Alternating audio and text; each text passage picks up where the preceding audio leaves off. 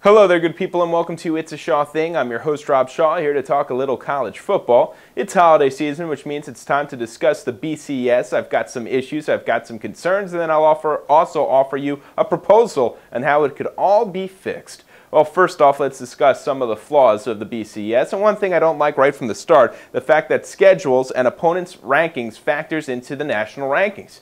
The issue with this is very simple. Teams pick their schedules a couple of years in advance. You figure a couple of years ago, you're able to get a Notre Dame, a Michigan, a Wisconsin, maybe even a Washington on your schedule. You're thinking to yourself, all right, we got a pretty competitive schedule that year. So what happens when these teams all struggle? Suddenly, you've got some issues. And my point is very simple. You're blaming and putting the blame and the issues on the wrong teams. You're putting teams that have gone out there, done what they had to do, but yet, because of the fact that the other teams aren't that good, they're getting penalized. It just doesn't seem fair. In addition, another big issue with the BCS, there is the potential for teams to run the table for the entire regular season as well as a bowl game and still not end up with a championship in their grasp. Let's go over some teams for examples, because there are obviously two of them. The first one to discuss is Boise State. They played against Oregon at Oregon, and they won that game. Now, Oregon had some injuries this year. That certainly factored into their disappointing season. But is that the fault of good old Boise State? No, it doesn't seem like that's right, but that is the case. Let's say that you had Oregon go out, lose that game, but otherwise run the table, win every other game. They'll probably be a top 5 team. Boise State will probably be the #1 team in the nation. Of course, that did not happen, so put the blame on Boise State. And next up, you look at a team like Utah. They played a pretty good schedule in the Mountain West Conference. They did what they had to do. In addition to that, they also beat some respectable teams. You look at the fact that they knocked off a Michigan this year. They also knocked off Oregon State. So who's going to get blamed for all this? Well, the fact that Oregon State and Michigan weren't all that great this year. So because of that, again, Utah did what they had to do and yet won't be in the national championship picture. It just doesn't seem right. The next issue we have to discuss is the fact that, okay, we've come to accept some losses, but we don't weigh them evenly. You've got teams with one loss, you've got teams with multiple losses, and yet we have to figure out, for instance, the top 5 between teams all with a loss. We have to decide, okay, Texas is behind Oklahoma and this and that. In the meantime, Texas has beaten Oklahoma. It just doesn't seem right. It doesn't seem fair. The best way to clear that up is to let the teams play.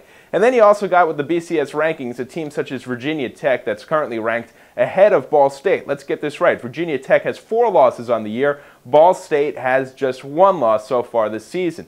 Naturally, you're going to end up seeing Ball State ranked behind Virginia Tech. Now, yes, Virginia Tech has the better schedule, and they play better competition. I'm not going to argue against that, but I still don't think that Ball State should be necessarily penalized. The fact is they did play against Indiana. They beat Indiana by 20-something points. Indiana had beaten Northwestern earlier in the season. Northwestern, by the way, ranked number 23 according to the BCS poll. So there you have it, a team that's currently with just 1 loss behind a team with 4 losses. Ball State, with that 1 loss, should still have a chance, in my opinion, to fight against some of the other teams with just 1 loss for that national championship picture. Sure, they'll lose, but at least they'll have a chance, and I think that that's the best way to make it fair.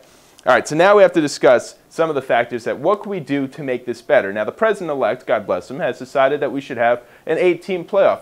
Hey, President-elect, I have no problem with that. I'm glad to see your interest in college football. However, this year, you got to make an exception. I think just about every year you have to accept the fact, all right, what do we have to do to make things fair? If you make it just 8 teams, then you're still looking at a couple of teams with perhaps an undefeated record or perhaps just 1 loss on their record, not in the championship mix. And I think that is a problem. So for that reason, this year, I propose that we have 2 play-in games to allow Ball State, as well as maybe a Boise State, to get a chance to go in for a national title. So in order to do that, let's do that this week. And we're going to end up having Ball State take on number 7, Texas Tech, and we'll have Boise State take on number 8, Penn State. It should be easy wins for both Texas Tech and Penn State, but at least the games are played. Next up, first round of the playoffs, we're talking about now the weekend of 12/20.